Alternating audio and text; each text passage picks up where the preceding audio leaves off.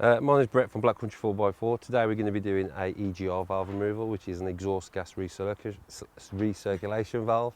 I'm going to talk you through some of the steps. It's on numerous vehicles, this part is 300 TDI, TD5, and all it does is recirculates any unburnt gases through the exhaust back into the inlet system for extra burning. For this task we'll need the following parts.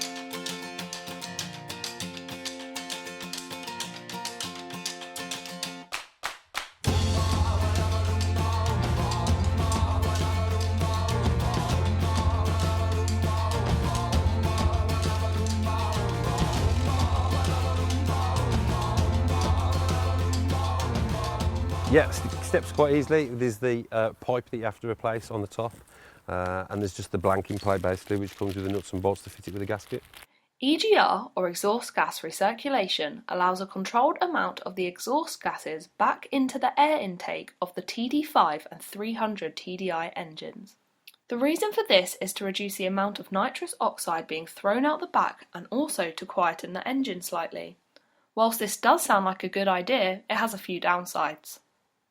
It reduces the combustion temperature, which means that less fuel is burned off. This reduces the performance of your engine. These days, we can't think of a reason to not remove the EGR system. You should see an increase in power. Many also report higher MPG figures, and over the life of your engine you will have removed some pretty ugly problems that may occur later on. EGR blanking will not affect your vehicle on MOT day, and it does not harm your engine in any way. Right, I'm going to remove the airbox just to give me some accessibility to the pipes. Let's get down there. Just taking the airbox pipe off of the turbo.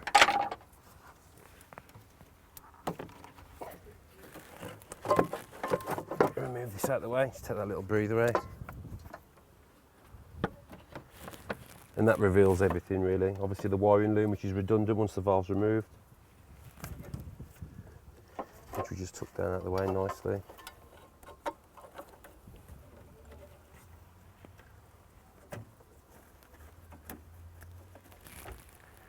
Also the top intercooler hose.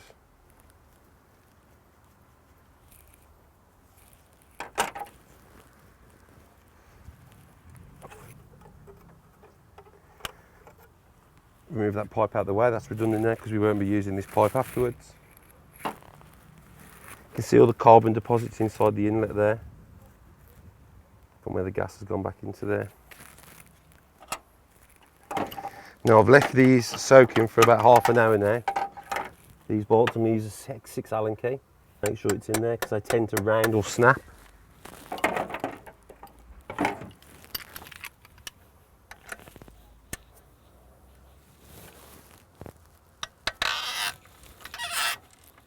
Now I'm lucky that one's coming out quite easy today. One on the bottom.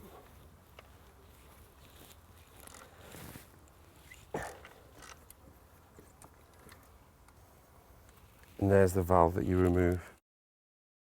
Now we've removed the EGR valve, we need to block up the hole in the exhaust. For that we use the EGR valve blanking kit. In this kit comes the plate, the heat-proof gasket and 2 8mm nuts. Here's the hole in the exhaust manifold which we're going to block, and we do this just by putting the plate on there, drop the 8mm bolt in the bottom. As you can see, fitting the EGR blanking kit is very simple, but that is only the first step of the job. We now need to clean all those deposits that have built up in the intercooler over time. Upon inspection, if you find that the inlet manifold is coked up, then we recommend removing and cleaning that also. This will ensure that your engine is running as efficiently as it can, and the intercooler can do its job properly. Now I've blocked up the hole in the exhaust manifold, I'm going to be removing the inlet manifold and the intercooler for thorough cleaning in the workshop. This is just to get rid of all the deposits from the exhaust gases from the exhaust, which will enable better and smoother running for the engine.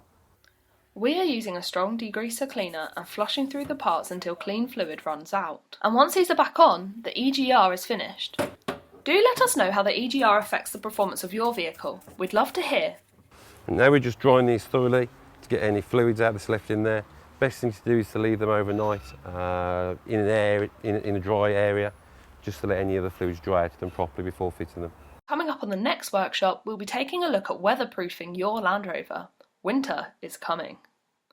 As always, our workshops are brought to you by Bearmac, and this month's workshop is Black Country 4x4, nominated by Neil Enser of West Midlands 4x4.